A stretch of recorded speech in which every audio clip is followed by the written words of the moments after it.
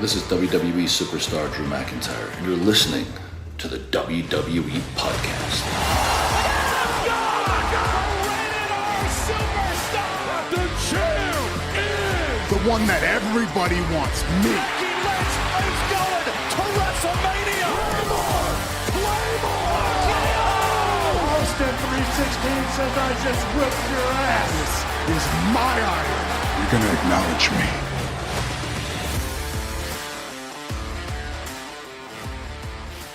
And welcome everybody to the Monday Night Raw review. It is the WWE Podcast. It is the 26th day of November and the year is 2024. Hope everybody's doing well. If you want to join us on Patreon, guys, good time to do it. It is a PLE week, a massive PLE week in Survivor Series WarGames. You can join us over there for an ad-free experience. Patreon.com/WWE Podcast. You can also head on over to our other podcast we do called The War on Truth. It's not about wrestling, but check it out. It's at patreon.com/The War on Truth or anywhere you can find a podcast that's there.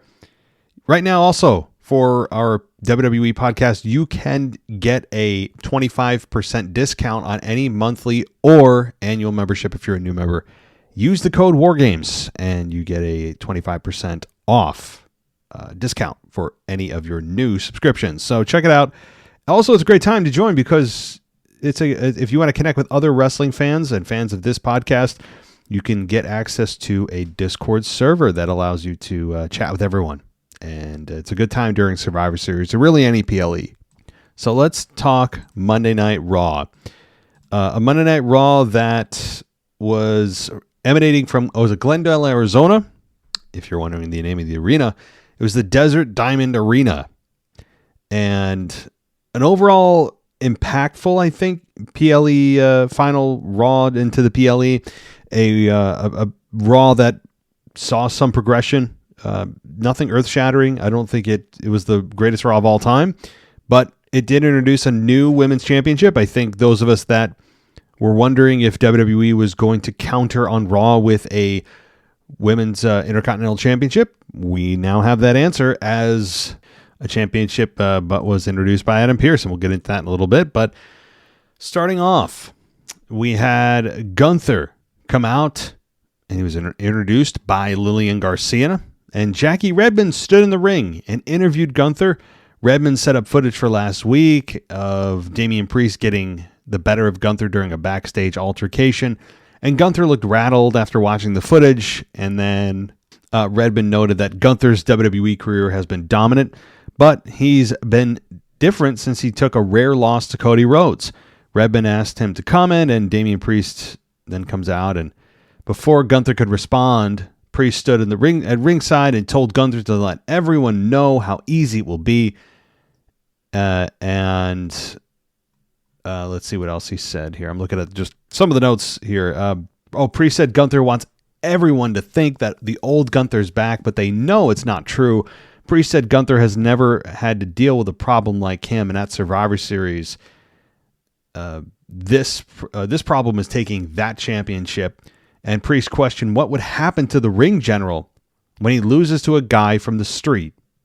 Priest mentioned that it was Gunther's interview time that it encouraged him to speak. Gunther held the microphone to his mouth, and Gunther then turned and slammed the microphone over the head of Priest. There was a brawl that broke out. Eventually, Damien got the better of Gunther, putting Gunther through the announce table with a razor's edge. So Gunther seems to be rattled by Priest, and they're all blaming it on the catalyst of Cody Rhodes beating him. Now, I seem to remember, I'm old enough to remember, a time when Gunther actually had a more devastating loss, much more, with much more on the line, on a much bigger stage, in April. What's that PLE called? Oh, man, it's the biggest one of the year. What is it? It's what is it? It's on the tip of my tongue.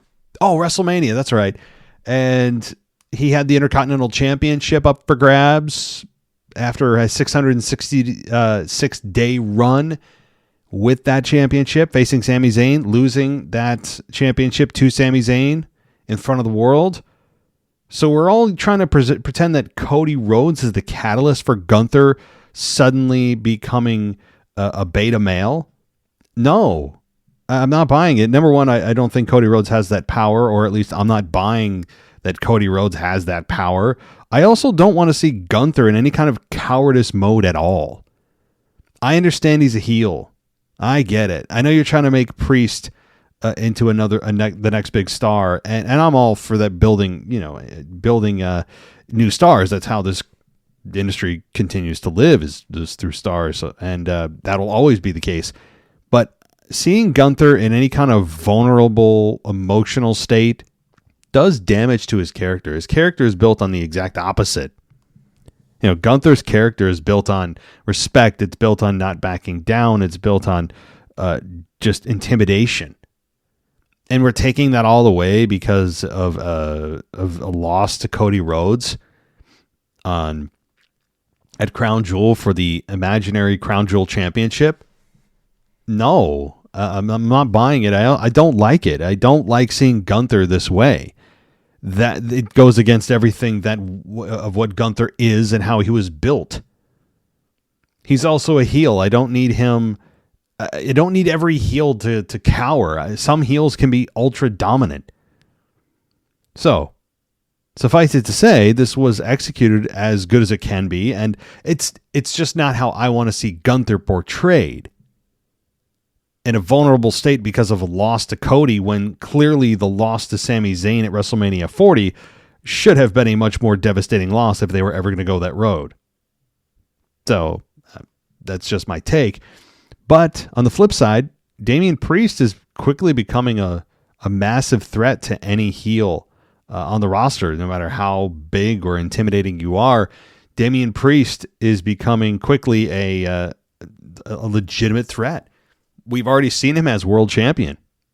The championship reign that I've said many times on this show overachieved. He made the most out of that time when we all knew he was just kind of slated to be a transitional champion. So I do see the benefit in this. It's just not good with a guy like Gunther to do it with. But that's my 2 cents. Not a slight on Gunther, not a slight on Damien Priest. Both are fulfilling their roles exactly as you would hope they would if your goal is to present it like this. They're doing a good job, right? Just not my strategy. It's not my preferred strategy of Gunther and his reign. And he's world champion, right? He's the world champion. And his entire character is built on respect, intimidation, dominance. And he's suddenly been, at least this is the narrative, been shattered because of the Cody Rhodes loss. I don't buy it. I'm not going to buy it. I despise that narrative. I reject it outright. I'm not going to play along. Sorry. That's not going to happen. Anyway, let's continue. We then had backstage Naomi ask Bianca Belair about Cargill, and Belair said Cargill's still banged up and said it's bad. And Belair said they will get whoever did it once they find out.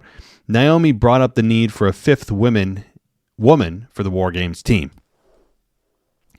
Io Sky showed up and pitched Kairi Sane for the spot. Belair mentioned Bayley. All three women then bickered, because that's how WWE continues to book the women's division, of them bickering at each other. This has been all like one of the things WWE is a staple of the women's division in WWE since it the women's division was taken seriously again, or even before that. There's constant bickering backstage, and that's how sometimes, ladies, we'll make a triple threat match. It's a little bit stereotypical, but it makes sense given that you have three women who are trying to fill that spot, who all come up perfectly at the right time, of course, to have this triple threat. But let's continue. And also, one thing I'll mention about Jade and Bianca, can I just say, can I get a hallelujah? And I don't mean to be malicious about Jade's injury, because clearly she is really injured. But this is the best thing that could have happened for everyone. For everyone. That tag team of Belair and Jade needed to end, and it needed to end yesterday. So the wrestling gods, I don't know if it's JBL himself or another god, but they are shining down now and have heard our prayers, because Jade going away for a while is exactly what her character needs. Bianca now, with nobody to tag with, is back into the singles limelight. Thank God. Now, is there a long-term plan for Bianca, or is this just to hold me over until Jade gets back and then they're going to find out who done it? Maybe it was Bianca herself. She's prime suspect. Naomi's a prime suspect. And you could go down the line of others as well of who done it to Jade. And the other good thing is it puts Jade in clearly the camp of, you have to settle this by yourself upon your return, even if she reunites with Belair, which I really hope she doesn't. And I actually don't hope it's Belair. Or cynically I do, because then it would completely expose Jade in the ring, and you'd have to have Bianca, tone down her style about four rungs to be able to make sure that she doesn't outshine Jade.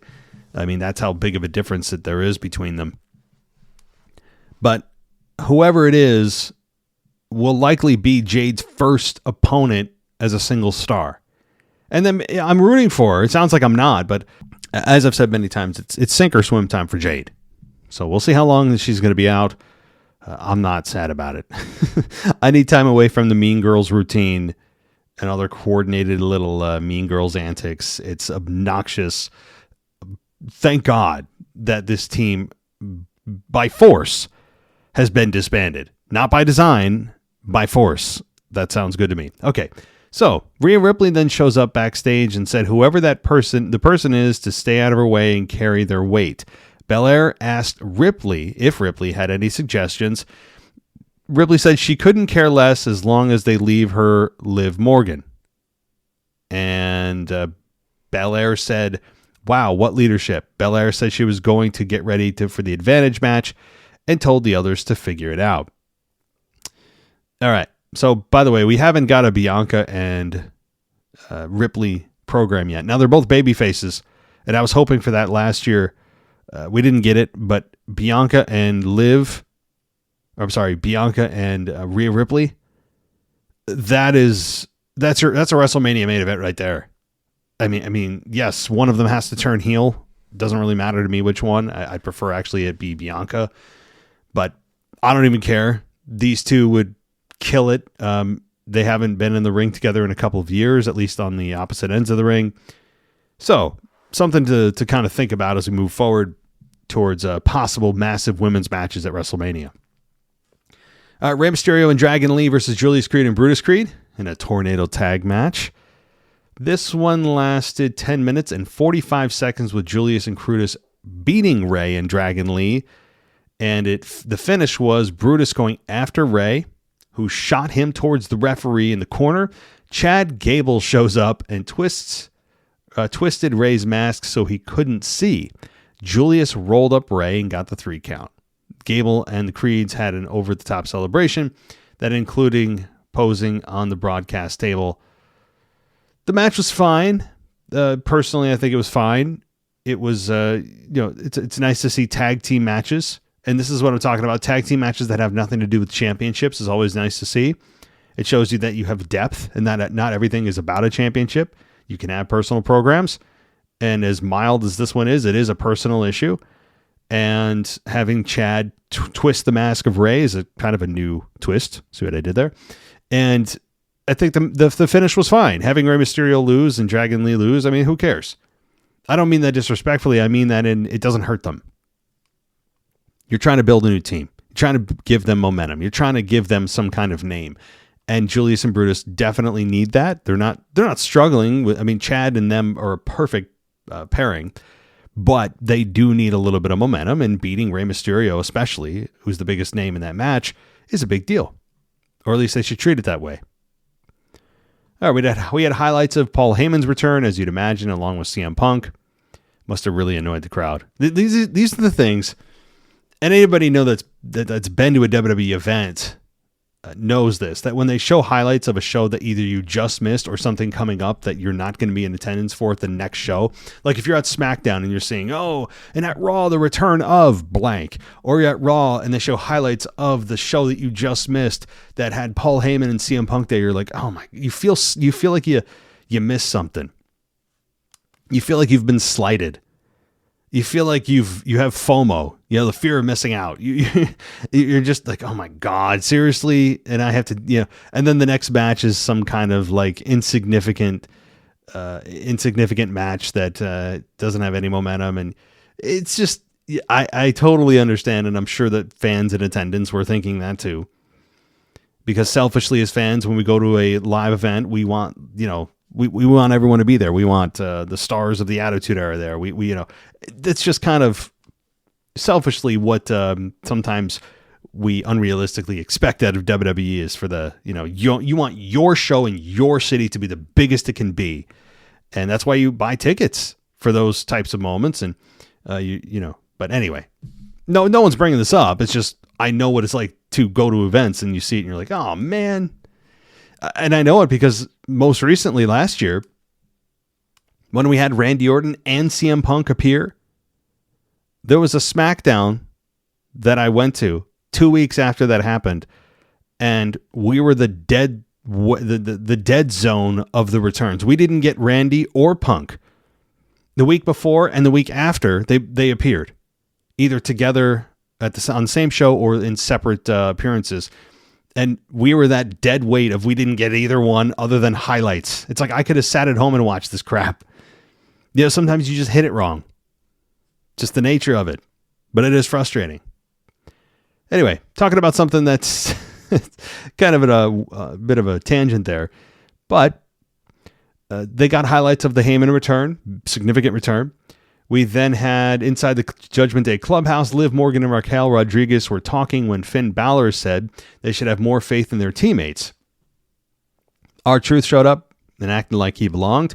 Balor told Truth to get lost, and Truth said they're not a family anymore and Thanksgiving's off, and stormed away. Truth is, he's a beloved character, and they're trying to recreate some magic with Truth. I don't know if they'll recapture it again. I think if I was to venture to guess, the highlight of his career, the peak of his career, when we look back, when all is said and done with Ron Killings, when his career is done, and it's getting close, he's 50. I would say that WrestleMania 40, winning the tag team titles with The Miz, is probably going to be the peak of his career. And is there more? Was there more? Yeah. There is and was, and I guess still could be on a short-term basis for him to run as champion for like 3 months, but that's just not in the cards, sadly. Okay, let's continue. We then had Braun Breaker versus Ludwig Kaiser in a non-title match, and Kaiser ends up beating Braun Breaker by an apparent DQ in 9 minutes. The finish was Breaker crawling from the apron onto the ring steps. Kaiser rolled to ringside and mentioned as if he was setting up for a move. Or motioned as if he was setting up for a move. Sheamus runs out and hits him from behind for the apparent DQ.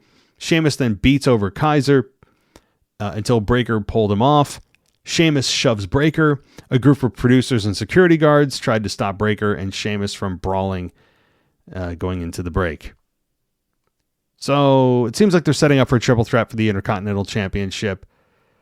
And that's fine. You have Sheamus, you have Braun Breaker, you had Kaiser. I fully expect Breaker to come out on top. However, with this recent ascent by Kaiser, you can't write him off.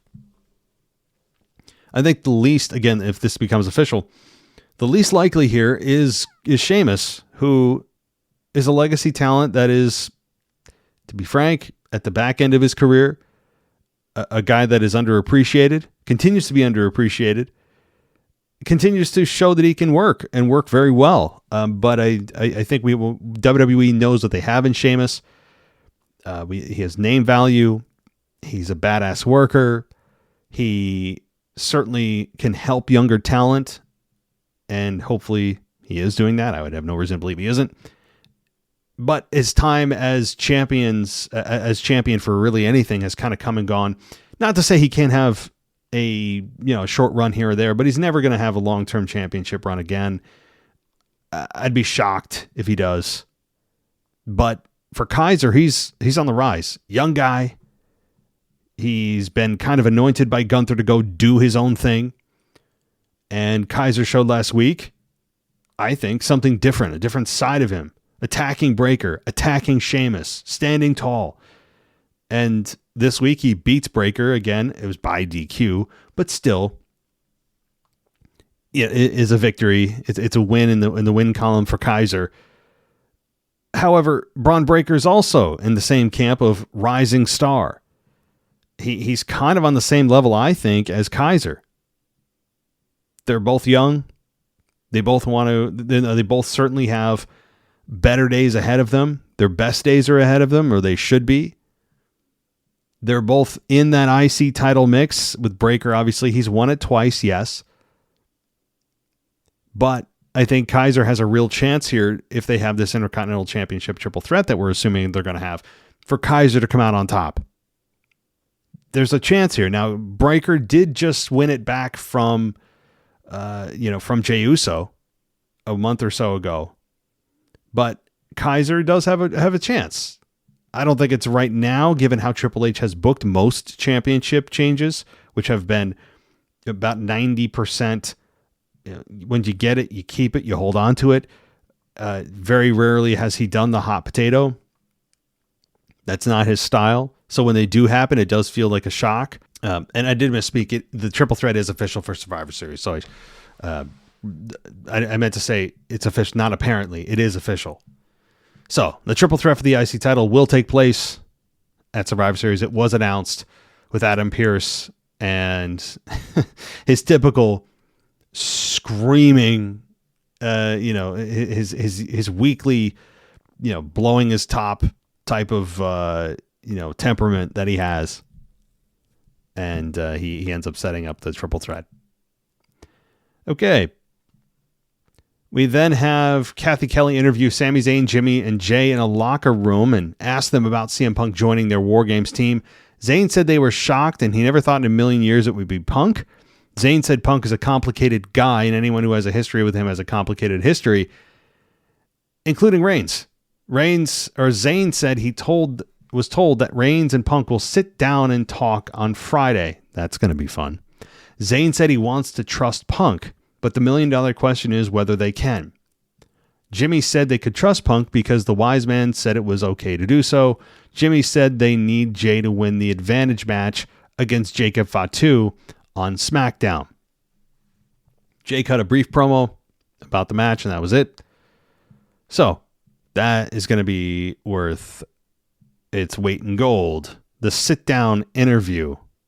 Now, I don't know if it's a sit-down with both men doing like a Jim Ross style in the locker room with the famous interview before the 2001 WrestleMania 17, with Jim Ross sitting there, and we have The Rock on one side, we have Stone Cold on the other, just two guys and the announcer and the interviewer, just talking frankly about their match. Maybe it's that style. I don't imagine it's a promo against one another in front of the live crowd. I think a sit-down conversation is actually the right call here, because they're not adversaries.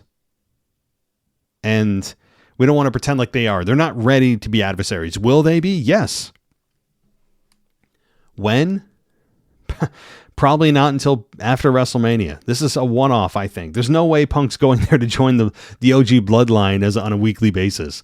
Hell, I don't even know if the OG Bloodline will exist after Survivor Series. I don't know what the plan is after this. Clearly, they don't give a damn about the brand rules, so anyone can go anywhere, anytime, just because. Whenever the story needs it, they just do it. So I guess Punk could, but Punk's got unfinished business with Seth, and I think that is what will manifest here. Not Punk Reigns, not Punk being the defector, not Punk secretly working, being a double agent for Solo Sikoa and his bloodline. No. And that's what people have speculated with Paul Heyman and the red shirt that also was akin to the Solo Sikoa red shirt. It could lead to something. But why? What are we doing? Again, Rock is still the big guy that hasn't returned yet to really round out this whole story. But anyway, that's going to be a fun conversation, a must watch with Punk and with Roman Reigns. Finn Balor JD versus the War Raiders, Eric and Ivar. The World Tag Team titles are on the line here, as they seemingly are every week, like the Women's Tag Team titles, like very often the United States Championship.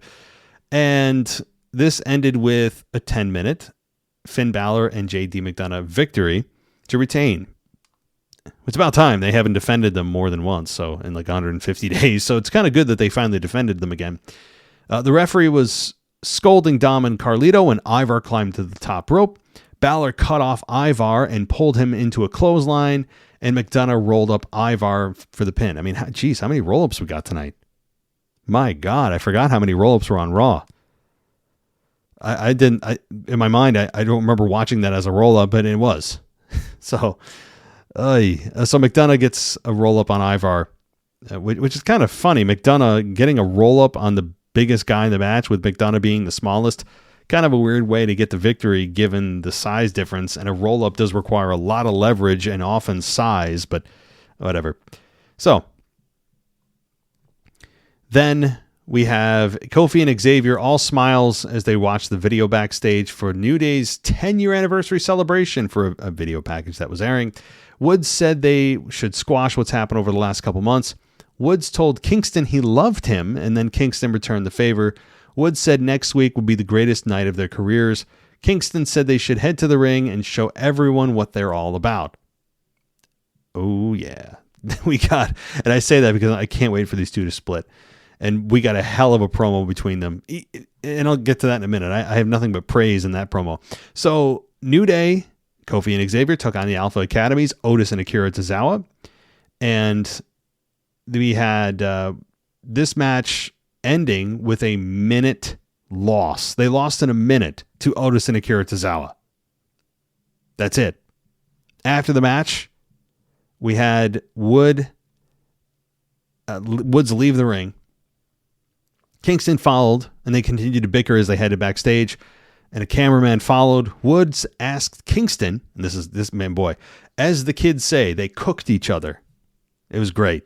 This is probably the best promo either guy has had in their entire tenure in the New Day for the 10 years. I'm serious. That was the best promo either man has cut, the best moment that either man has had, in my opinion, in the last 10 years for both guys. Yes, more than stupid Kofi Mania, more than any of the Woods possible breakout moments, anything like that. This was the best. It was fantastic. I'm sitting there going, where the hell has this been? This is what you're missing while you were worrying about selling Bootios and selling unicorn horns to 5-year-olds and swiveling and putting pancakes behind the WWE Championship, making a mockery of the belt. This is what you were missing right here. So what did we get? Well, Kofi Kingston Woods asked Kingston if he was going, what the hell happened? What were you going to help me at some point? And Kingston said that, his Intercontinental, he recalled giving Woods the Intercontinental title shot. Kingston said he was on bended knee for Woods during his King of the Ring run. Kingston said Woods fumbled the title shot and the crown. And Kofi also said there's a reason why he and Big E never let Woods call the shots. And that Woods is too reckless and makes too many mistakes. Woods said Kingston was too terrified to take a title shot before he came along. And Woods said he's the reason Kingston became champion. Kofi said he was a WWE Hall of Famer when Woods met him, and that's why Woods asked to join the group. He said Woods shouldn't be talking about championships because, to his knowledge, he still hasn't even won a singles championship. Kofi asked Woods if he knows why he hasn't seen a singles champion. He hasn't been a singles champion like him and Big E have And he said it's because Woods hasn't been good enough and declared that it's not his fault. Woods said he was good enough to fight for Kingston and take beatings for him. And oh boy, Woods said they handed him Kofi Mania and he pissed it away by losing to Brock Lesnar in 6 seconds. And Kingston said if Woods was anybody else, and then Woods cut him off and asked if he would finally get mad. Kingston told Woods he would see him at the reunion. And they went separate ways. This was great. Hammering each other on just personal levels. This is the fracturing. It's over. They'll come out next week all smiles. They'll do the video packages. It'll be the festival of friendship between Kevin Owens and Chris Jericho, from 8-9 years ago. That's what this is going to be. There's no need to fool around with this. Don't get cute. Don't try to swerve us. Yes, Big E will be there. There's no need to reason to believe he won't be there. I don't need Big E coming out to turn. I don't need Kofi actually being the guy to turn. No. Don't be fooling with this. You all have set it up perfectly, got it to a boiling point, shown that these two actually have fire in them beyond stupid meta inside jokes for 10 years. This is where the money's at. This stuff that cuts deep and blurs the lines between reality and fiction right here. It was awesome. The most positive thing. I've said more positive things about the New Day in the last 5 minutes than I have in the last 10 years. This was just brilliant. Great. And so my point is, to reiterate, Xavier is the one to turn. I'm imploring WWE to not get cute. Don't overthink this. Don't overbook it. Just do the simple, right thing. And that is for Kofi to be the good guy and get turned on by Xavier. Right when you think they've made amends, wham. Brutal beatdown. The question, though, becomes if Big E is there, and I have no reason to believe he won't. Is he healthy enough to come back? Is he healthy enough to take a bump? Where does he stand with this? Who does he side with? Or does he just recuse himself because he's not physically cleared to compete in any way? I don't know. I don't know what path he's going to take because I don't know his health situation or where they're looking for Big E to go. If he can go, is he back for good? It's too many questions. But what we've been talking about this for months now. This 10-year reunion is where Xavier splits. And I cannot wait. Can't wait. All right. Maybe I'll feel differently. But, okay. This is awesome. So let's continue. We got The Miz backstage with Karrion Kross, Scarlett, Akam, and Razor. And he saw the Wyatt Six outside. And Miz said, that you should be careful, and they're all jumpy and on edge here. And we had the Miz and AOP then return, and Miz flinched when he saw Pete Dunne, who asked if he'd seen R-Truth. He finally found R-Truth, and the name Butch keeps coming up, and R-Truth had a little bit of comedy there, and it was fine. So, but Adam Pearce, we had introduce I forgot about this. I'm sorry.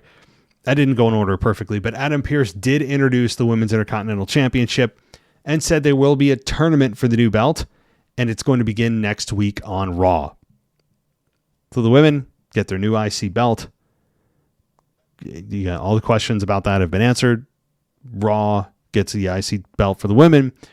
The United States Championship for the women goes to Raw. I'm sorry, SmackDown. Fine. That makes sense. Makes sense. I mean, again, I don't think the women's divisions were ready for it. I'm sure the women feel totally opposed to that opinion.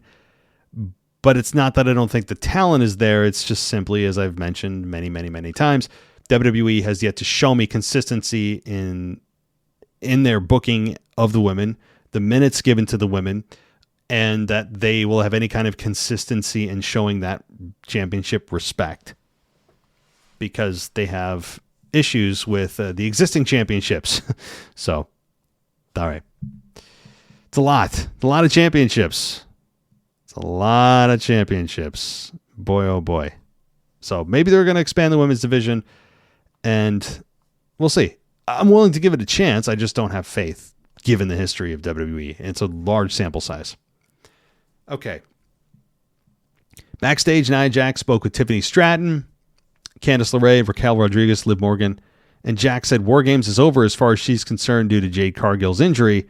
And Jax said she doesn't care if she beats Bianca Belair. She said it's about squashing Belair so they would have a 5-3 advantage. And we have Bianca Belair come out, and a Bloodline video aired with Solo Sikoa seated at a table with Jacob, Tama Tonga, Tongaloa, and Bronson Reed. And Sikoa said it was 5 days to WarGames. He spoke about the Wise Man and Punk returning and said Reigns took his best shot and now it's his turn. Sikoa mentioned the Jay versus Jacob Fatu advantage match for Friday night. So, I just want to say first and foremost, the advantage is completely imaginary. And you may say, what are you talking about? You know, it's a back and forth entrance and entry into the match, so somebody's always at a disadvantage. Well, yeah, I got news for you, though. Here's the problem. The match doesn't actually start till everyone's in the ring, which doesn't make sense to me at all. If the match was actually ongoing and considered live, if it was considered live, like the bell rang when the competitors started to, compete with each other like a normal match would, then sure, they have the advantage because they could get eliminations more easily. But given that everyone has to be in the ring before anyone can actually be officially eliminated, completely negates the idea that there's an actual advantage. That's the problem with this match. In principle, it sounds reasonable. It sounds like, oh yeah, they have an advantage, which means it's always going to be 2-on-1 until that other team member comes out for, the 2 minutes. And then it's going to be 3-on-2, and then it's going to be 4-on-3, and then it's going to be 5-on-4. That's all true. But again, nobody can be eliminated from the match because it doesn't even start until everyone's in the ring. It's so ridiculous. I am sorry. No, I'm not sorry. This is ridiculous. It's a ridiculous rule. I know that the idea is, oh my God, we got all that action and the match hasn't even started yet. What? And the big pop happens when the bell rings because somehow you feel that you've gotten bonus wrestling and the match hasn't even started. Stop with the nonsense. Stop it. So no, I don't care who wins and loses the advantage matches because there's nothing to break down here. The advantage doesn't exist because the match hasn't even started yet. And you may say, oh, well, they could take more damage. Yeah, except we both know, you and I both know, that by the time the bell rings, everybody's going to have their strength back. And it's going to be everyone on equal footing. And there's going to be a big brawl with 5-on-5, which could have just started the match, 15 minutes earlier. Instead of doing this pomp and circumstance of you come in, then I come in, then you come in, then I come in, then you come in, then I come in. And then everybody's already on their feet for 5-on-5 at the end of that anyway. And then we actually start the match. So I'm right. I mean, they could do something wacky and, maybe one person gets quote unquote injured during the advantage. And that's something that they could do. If you want to make this imaginary advantage something that actually feels important, instead of being able to eliminate somebody, which you can't, we have, the advantage be where somebody really gets beat down hard and they, when the match actually starts, they still can't get to their feet. Then sure, okay, maybe a couple of the team members can't get to their feet. So it's actually 5-on-3 when the match starts and the other two are down. Fine. And also I know it's mostly the heels that usually win that. Usually the heels win that because it's a story to tell that the babyface is constantly in peril and they're trying to overcome the odds. So expect, for the men's side of things, the heels to get the advantage. I mean, we did have Bianca Belair and Nia Jax, and the outcome of that, as we know, Bianca Belair beats Nia Jax in 11 minutes after she hit a 450 splash. And after the match, Belair looked at Bayley and smiled and questioned. Joe Tessitore questioned if they had just found the fifth member of the WarGames team, and Bayley smiled back and nodded. Main event was good, by the way. Main event was good. Jade Cargill getting hurt does stink for Jade Cargill. I don't think that that's going to really hurt her long term because she needs a break. I already went over that many times, so I won't go over it again and the reasons why. But boy, do you see what I mean with Bianca being back? 450 splashes.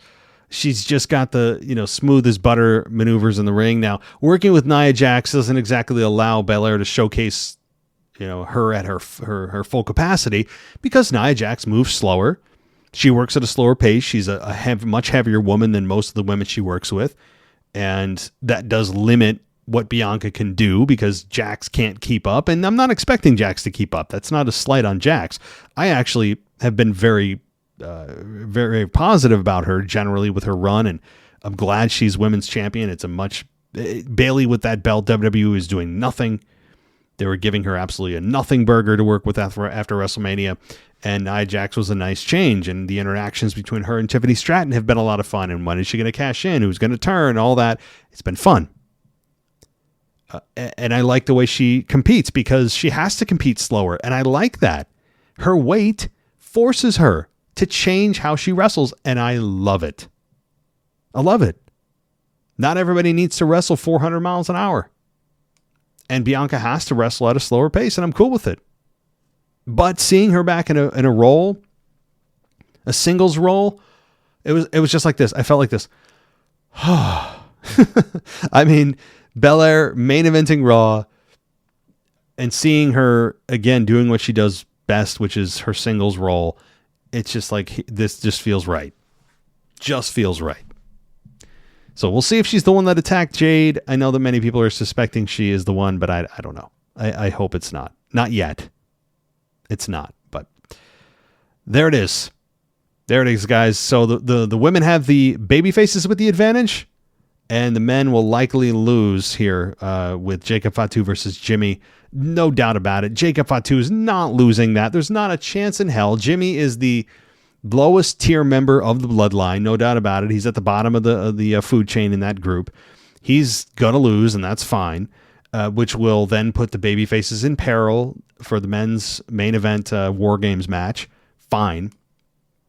Again, even though I explained why there's really no such thing as an advantage in this match, unless they get really creative and try to find a way where it actually seemingly does matter on the outcome of the match. But this should be a hell of a main event for the WarGames for Survivor Series. Do I expect The Rock to come back? We'll see. There's lots of ways to go. I definitely expect Seth to get involved in some major way. I think he is going to have a major impact on this match, either during or after the match. No questions asked. So my official preview and prediction show, by the way, is coming Friday, along with the mailbag as a co-show, or a dual show, I should say. And get your email questions in, get your predictions in, especially those of you on Patreon. If you're on Patreon, you guys know that one of the benefits of Patreon is you get to get your emails up front in front of all the other non-members, and you can do that. Head on over to patreon.com/WWE podcast right now. Get yourself an ad-free experience. There's a one week free trial going on, by the way, if you want to check out that, or if you just want to dive in. We have a discount going on right now. Use the code WarGames. 25% off any annual or monthly membership if you're a new member. So thank you so much, everybody. If you love us, give us a 5-star rating on Apple Podcasts. Even if you don't, just do it anyway. And lie to Apple. That were great. I'd really appreciate it. Anybody that wants to lie to them, I will support that lie wholeheartedly. But thank you so much, everybody. I'll be back on Friday with your WarGames official WarGames preview and prediction and the mailbag. So enjoy Thanksgiving, everybody. Hope it's a great one, and I'll talk to you next time. Thanks for listening to the WWE Podcast. Don't forget to subscribe on your favorite podcast app. so you don't miss a show, or head to WWEpodcast.com. And for all of these shows ad-free, head over to patreon.com/WWE Podcast. Until then, we'll see you next time.